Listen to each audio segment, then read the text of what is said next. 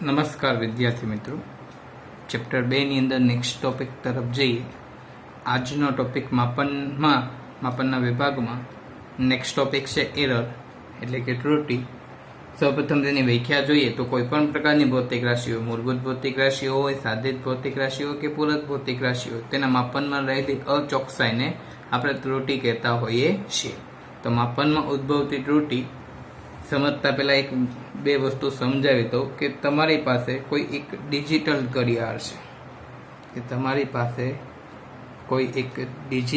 ઘડિયાળ છે.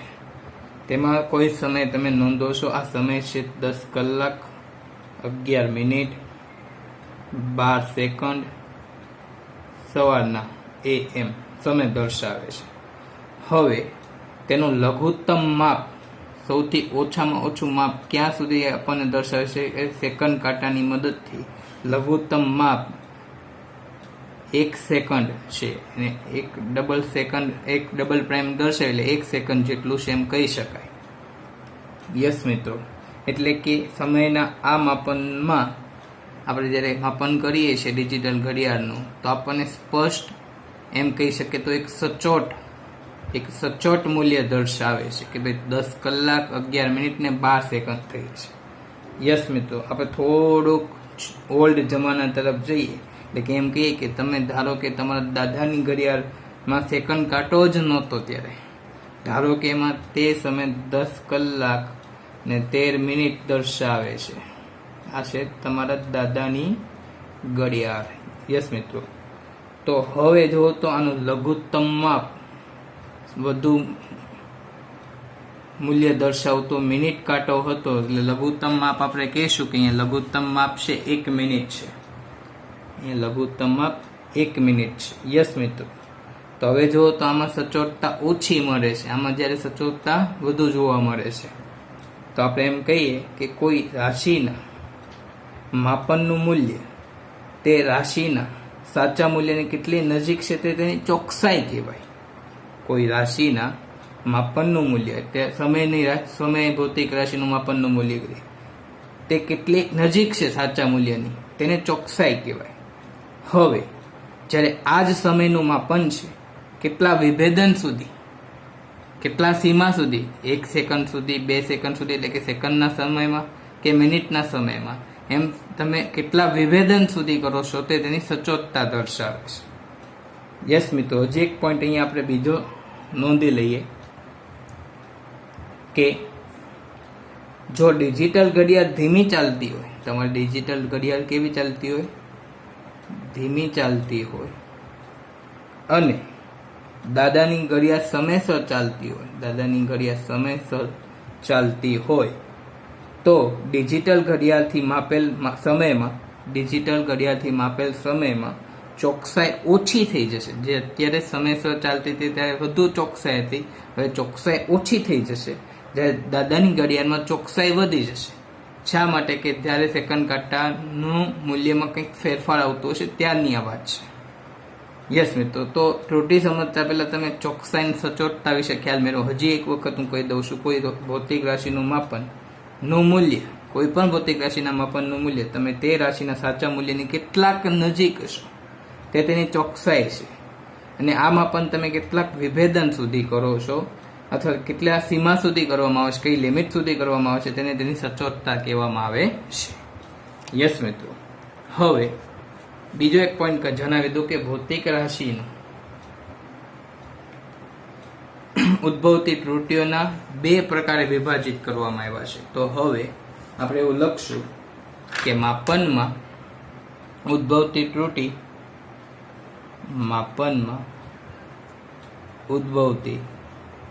ત્રુટી 2 ટાઈપ્સ છે, 2 પ્રકારની છે.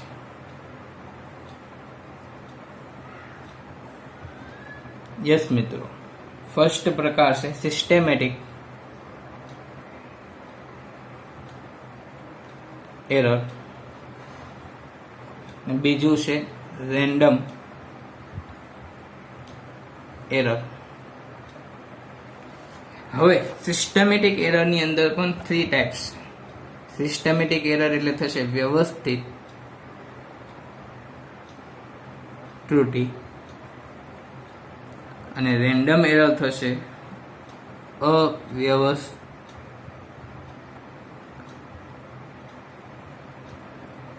અવ્યવસ્થિત ત્રુટી. યસ મિત્રો, હવે સિસ્ટમેટિક એરરની અંદર 3 ટાઈપ્સ છે, તેને જોઈએ. યસ મિત્રો, સિસ્ટમેટિક એરર એટલે કે વ્યવસ્થિત ત્રુટીમાં 3 ટાઈપ્સ છે.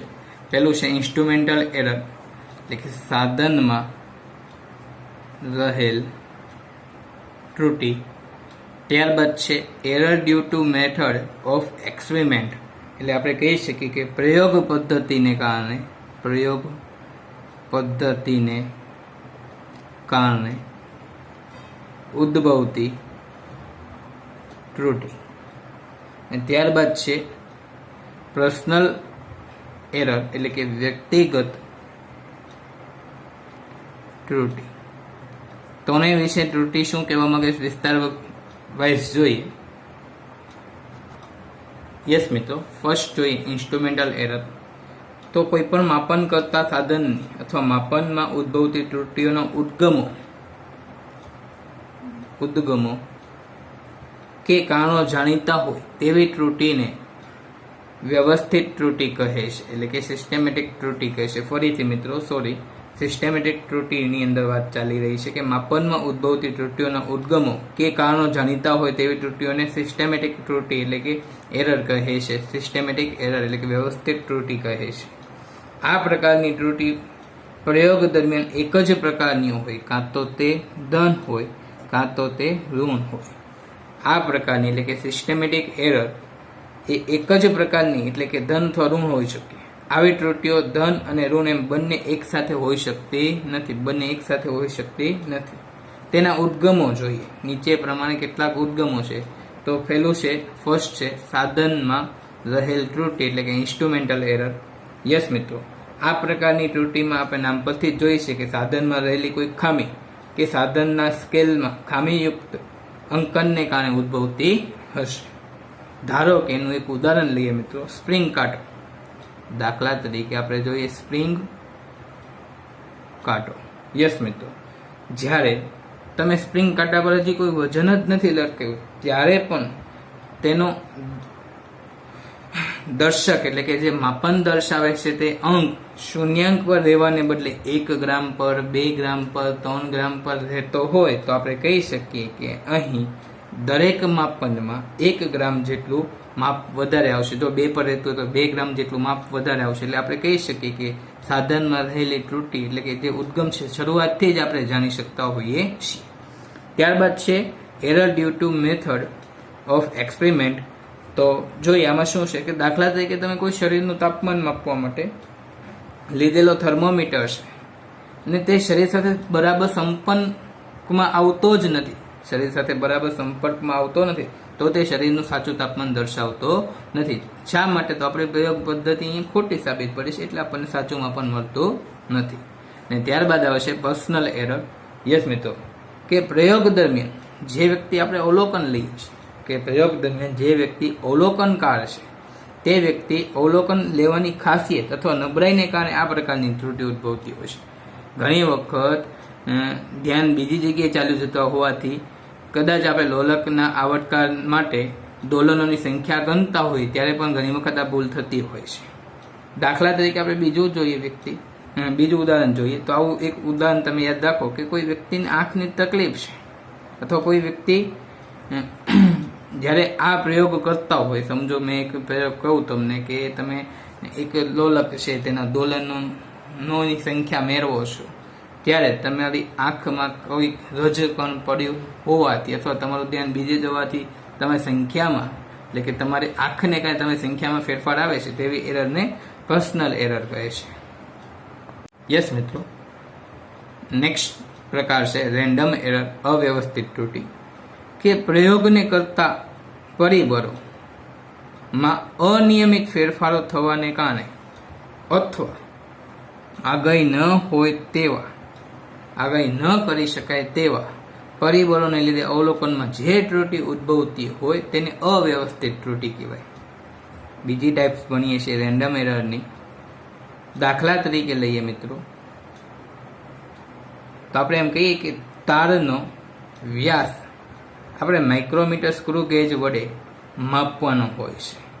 તે તારનો વ્યાસ સર્વત્ર બિંદુએ સમાન ન હોય તો બધા જ અવલોકન સમાન મળશે નહીં. ધારો કે આપણે કોઈ તાર લઈએ,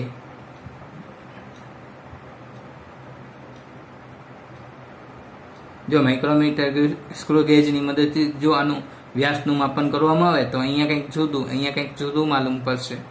યસ મિત્રો, અહીં ત્રુટિ ધન કે ઋણ એમ બંને પ્રકારની હોઈ શકે. યસ, અહીંયા વધારો થાય, અહીં ઘટાડો થાય, એમ ધન કે ઋણ બંને પ્રકારની ત્રુટિ હોઈ શકે છે.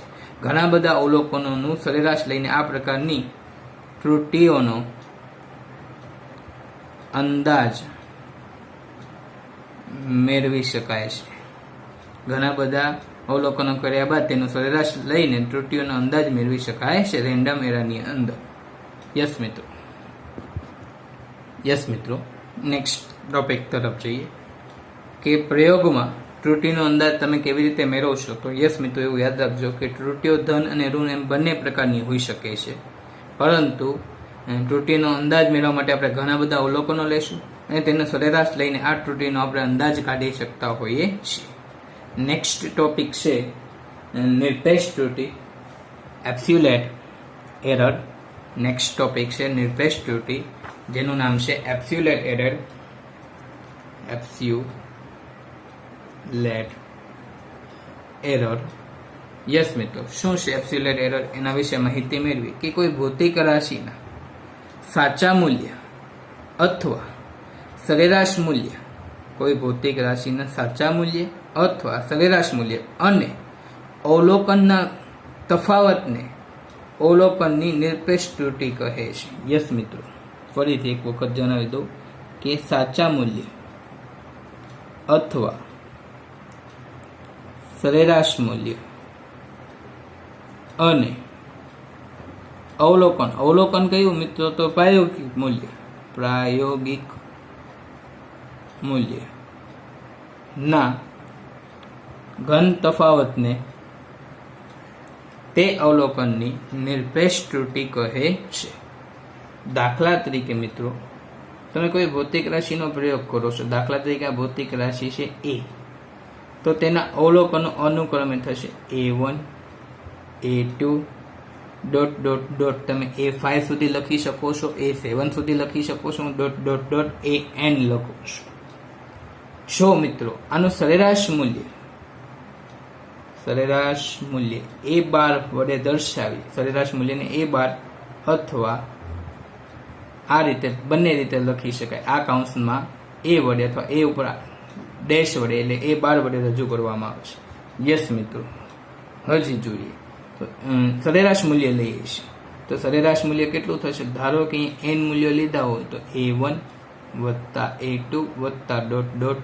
AN અપોન જેટલા અવલોકનો લીધા છે તે અવલોકનોની સંખ્યા. દાખલા તરીકે n અવલોકનો લીધા છે તો છેદમાં આવશે n અવલોકનોની સંખ્યા. અત્યારે તમે સરેરાશ મૂલ્ય મેળવ્યું છે મિત્રો.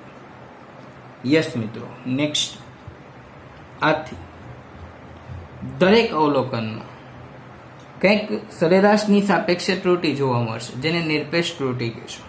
દરેક અવલોકનમાં A1માં સરેરાશની સાપેક્ષે, A2માં સરેરાશની સાપેક્ષે, A3માં સરેરાશની સાપેક્ષે કંઈક ત્રુટિ જોવા મળશે, તેને નિરપેક્ષ ત્રુટિ કહેવામાં આવશે. યસ મિત્રો, તો આપણે જોઈએ સૌ પ્રથમ અવલોકનમાં રહેલી ત્રુટિ અથવા મળતી નિરપેક્ષ ત્રુટિ મોડ ઓફ ΔA1. જો અહીંયા ઘન તફાવત લીધું છે મિત્રો, અહીંયા જેટલા પણ મૂલ્યો આવશે સરેરાશ નિરપેક્ષ ત્રુટિના તે હંમેશા પ્લસ હશે, હંમેશા.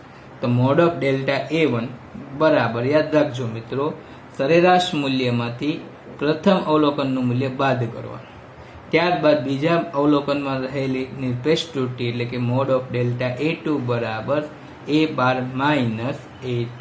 તેવી જ રીતે n પદો સુધી તમે મિત્રો મેળવી શકો છો. તો હું ડાયરેક્ટ nમા પદમાં રહેલી અથવા nમા અવલોકનમાં રહેલી સરેરાશ ત્રુટિ નિરપેક્ષ ત્રુટિ ΔN બરાબર મોડની અંદર A12 - AN લખશું. યસ મિત્રો, અહીં ΔA1 ΔA2 ... ΔAN એ દરેક અવલોકનમાંની નિરપેક્ષ ત્રુટિ છે જે સરેરાશ મૂલ્યની સાપેક્ષે હોય છે. જે હંમેશા ધન કે ઋણ હોઈ શકે છે, પરંતુ મોડ ઓફ હોવાથી બહાર હંમેશા વેલ્યુ જે આવશે તે હંમેશા પ્લસના સ્વરૂપની હશે. યસ મિત્રો, નેક્સ્ટ આવે છે સરેરાશ નિરપેક્ષ ત્રુટિ. નેક્સ્ટ ટોપિક છે તેની અંદર તે સરેરાશ નિરપેક્ષ ત્રુટિ એટલે કે average absolute error. Average absolute error. Yes મિત્રો, સિમ્પલ છે કે સરેરાશ નિરપેક્ષ ત્રુટિ બરાબર mode of delta A1 plus mode of delta A2 plus dot dot dot mode of delta AN upon અવલોકનોની સંખ્યા. કારણ કે હવે નિરપેક્ષ ત્રુટિનું સરેરાશ મૂલ્ય લેવું છે તો જેટલા નિરપેક્ષ ત્રુટિના મૂલ્યો હશે તેનો સરવાળો ભાગ્યા n લેવાનું રહેશે. યસ મિત્રો, નેક્સ્ટ ત્રુટિ આવે છે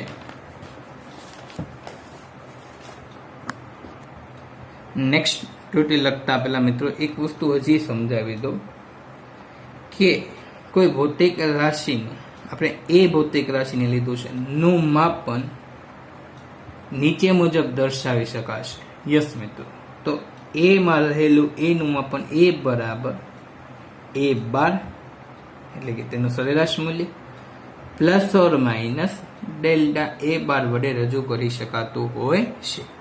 A12 એટલે કે નિરપેક્ષ સરેરાશ મૂલ્ય પ્લસ ઓર માઇનસ તેમાં રહેલી નિરપેક્ષ સરેરાશ મૂલ્યની ત્રુટિ એટલે કે A12 plus or minus delta A12 વડે રજૂ કરવામાં આવતું હોય છે. આનો અર્થ એ થાય કે આ A નું મૂલ્ય A12 પ્લસ ડેલ્ટા A12 અને A12 માઇનસ ડેલ્ટા A12 ની વચ્ચે હોવાની મહત્તમ સંભાવના રહેલી છે. વચ્ચે હોવાની મહત્તમ સંભાવના રહેલી છે. યસ મિત્રો, નેક્સ્ટ છે આંશિક ત્રુટિ. તેનું બીજું નામ છે મિત્રો સાપેક્ષ ત્રુટિ. તેને ઇંગ્લિશમાં આપણે કહીશું રિલેટિવ એરર. રિલેટિવ એરર અથવા ફ્રેક્શનલ એરર. આંશિક એટલે થાય ફ્રેક્શનલ એરર, સાપેક્ષ એટલે થાય રિલેટિવ એરર. યસ મિત્રો, સિમ્પલ છે. વ્યાખ્યા તરફ જઈએ કે પ્રયોગ દરમિયાન મળેલા સરેરાશ નિરપેક્ષ ત્રુટિ એટલે ડેલ્ટા A12 અપોન A12 ના ગુણોત્તરને સાપેક્ષ ત્રુટિ ડેલ્ટા A કહે છે. એટલે તમે એવું યાદ રાખજો, સરેરાશ નિરપેક્ષ ત્રુટિના છેદમાં સરેરાશ મૂલ્ય અથવા A12 વડે પણ રજૂ કરી શકો છો. તેથી ડેલ્ટા A એટલે કે સાપેક્ષ ત્રુટિનું સૂત્ર થશે ડેલ્ટા A બરાબર delta A12 upon A12. Next આવે છે મિત્રો લાસ્ટ પ્રતિશત ત્રુટિ. યસ મિત્રો, લાસ્ટ ટોપિક છે એની અંદર પર્સન્ટેજ એરર કે સાપેક્ષ ત્રુટિને ટકામાં દર્શાવવામાં આવે. સાપેક્ષ ત્રુટિને જ્યારે ટકામાં દર્શાવવામાં આવે તો તેને પ્રતિશત ત્રુટિ કહે છે. એટલે પ્રતિશત ત્રુટિ એટલે કે પર્સન્ટેજ એરર બરાબર ડેલ્ટા A મલ્ટીપ્લાય 100%. તેથી બરાબર કહીને લખી શકીએ delta A12 upon A12 multiply 100% થશે. યસ મિત્રો, આ ટોપિકને એકોર્ડિંગ, આ થિયરીને એકોર્ડિંગ, જે આ પેજ ઉપર આપણે થિયરી ભણ્યા એને એકોર્ડિંગ ઘણી વખત કોમ્પિટિટિવ એક્ઝામમાં એક્ઝામ્પલ કે MCQ પૂછાતો હોય છે. તો હવે નેક્સ્ટ એની પ્રેક્ટિસ તરફ જઈએ તો તમને વધુ ખ્યાલ આવશે કે આ મેથડને કઈ રીતે ઉપયોગ કરીને આપણે આગળ વધી શકશું. યસ મિત્રો, એક્ઝામ્પલની રકમ રીડ કરીએ કે કાચનો વક્રી ભવનાંક શોધવાના પ્રયોગમાં વક્રી ભવનાંકના મૂલ્યો અનુક્રમે 1.54, 1.53, 1.44, 1.54, 1.56 અને 1.45 મળે છે. કે પ્રયોગ દરમિયાન અસર કરતા કોઈક પરિબળો જો હાજર હશે તેને એકોર્ડિંગ આ અનિયમિત ફેરફાર જોવા મળે છે. આ એક રેન્ડમ પ્રકારની એરર છે. યસ મિત્રો, તો અહીં આપણે ત્રુટિનો અંદાજ મેળવવા માટે કેટલા બધા મૂલ્યો લીધા છે. યસ, તો હવે શું કરશું મિત્રો, સરેરાશ મૂલ્ય લઈશું. તો ફર્સ્ટ સોલ્યુશન તરફ જઈએ. હજી મેં દાખલો શરૂ નથી કર્યો. આ ત્રણ વસ્તુ મેળવવા માટે હું ત્રુટિનો પહેલા અંદાજ મેળવું છું, મે બી કેટલી ત્રુટિ બીજા બધા મૂલ્યોમાં રહેલી હશે. સૌપ્રથમ હું સરેરાશ વક્રી ભવનાંક મેળવું છું. સરેરાશ વક્રી ભવનાંક n12 બરાબર હું લખી શકું n1 વત્તા n2 વત્તા n3 વત્તા n4 વત્તા n5 વત્તા n6 બાય 6, પરંતુ હું ડાયરેક્ટ મૂલ્ય મૂકી શકું છું 1.54 plus 1.53 plus 1.44 plus 1.54 plus 1.56 plus 1.45 upon divided by 6. Yes મિત્રો, કેલ્સીમાં તમે આનો ઉપયોગ કરીને મૂલ્ય મેળવશો તો જવાબ આવશે 1.51. મે બી હોવું જોઈએ આ, એટલે જો દરેક અવલોકનમાં કંઈક ત્રુટિ રહેલી છે જે આપણને સરેરાશ મૂલ્યને એકોર્ડિંગ આપણને ખ્યાલ આવે છે. હવે જો 3 વસ્તુ શોધવાની છે: સરેરાશ નિરપેક્ષ ત્રુટિ, સાપેક્ષ ત્રુટિ અને પ્રતિશત ત્રુટિ. ત્રણેય ત્રુટિઓ આપણે મેળવવાની છે. તો ફર્સ્ટ, સરેરાશ નિરપેક્ષ ત્રુટિ મેળવવા માટે પહેલા મારે દરેક અવલોકનમાં રહેલી નિરપેક્ષ ત્રુટિ મેળવવી પડશે. આ નિરપેક્ષ ત્રુટિ આપણે સરેરાશ મૂલ્યની સાપેક્ષે લેતા હોઈએ છીએ. યસ મિત્રો, તો થિયરીનો ઉપયોગ કરશું. આ રીતે દરેક અવલોકનમાં રહેલી ત્રુટિનો અંદાજ મેળવવા માટે અથવા ત્રુટિ મેળવવા માટે સરેરાશ મૂલ્યમાંથી તેનો તફાવત સ્વરૂપ લેશું. તો યસ મિત્રો, તો હવે પ્રથમ અવલોકનમાં રહેલી ત્રુટિ કઈ મિત્રો? તો નિરપેક્ષ ત્રુટિ. હજી સરેરાશ લીધું નથી તો હું ડેલ્ટા n1 મોડ પણ વડે લખી શકું છું, એમને પણ લખી શકું છું. તમે મોડ વડે લખો તો બી ચાલે, ન લખો તો બી ચાલે, પરંતુ હવે બરાબર કરીને તમે મોડ લખવાનું રહેશે n12 માઇનસ n1. યસ મિત્રો, તો હવે તમે કિંમત મૂકો તો 1.51 માઇનસ 1.54 તો માઇનસ 0.03, એટલે બરાબર કરીને લખશું આ ઘન તફાવત જે આપણને પ્રાપ્ત થશે તે નિરપેક્ષ ત્રુટિ છે, એટલે 0.03 મળશે. યસ મિત્રો, હવે ડેલ્ટા n2 મોડ ઓફ બરાબર n12 માઇનસ n2 બરાબર હું ડાયરેક્ટ લખું છું મિત્રો કે મોડની અંદર માઇનસ 0.02 આવશે, એટલે કે 1.51 માંથી 1.53 બાદ થશે એટલે માઇનસ 0.02 આવશે, બરાબર 0.02 લખશું. યસ મિત્રો, નેક્સ્ટ તમે દરેકની કેલ્ક્યુલેશન કરશો, હું ડાયરેક્ટ લખું છું ડેલ્ટા n3 બાર બરાબર મળશે તમને પ્લસ 0.07. યસ મિત્રો, તમે જોશો તો 1.51 માંથી 1.44 બાદ થશે એટલે પ્લસ 0.07 મળશે, એટલે પ્લસ 0.07. ત્રુટિ પ્લસ ઓર માઇનસ બંને પ્રકારની હોઈ શકે છે. યસ મિત્રો, ડેલ્ટા n4 મોડ ઓફ બરાબર હવે 1.51 માંથી 1.54 જશે એટલે આપણે ડાયરેક્ટ લખશું 0.03 ની એરર જોવા મળશે. યસ મિત્રો, ત્યારબાદ આપણે લખીએ ડેલ્ટા n5 મોડ ઓફ બરાબર 1.51 માંથી 1.56 બાદ કરશો એટલે માઇનસ 0.05 મળશે, એટલે લખશું 0.05. એન્ડ લાસ્ટમાં ડેલ્ટા n6 બરાબર લખશું 1.51 માઇનસ 1.45 એટલે આપણને મળશે પ્લસ 0.06 મોડ ઓફ બરાબર, તેથી 0.06 આપણને એરર જોવા મળશે. આ દરેક અવલોકનમાં રહેલી નિરપેક્ષ ત્રુટિ મેળવી.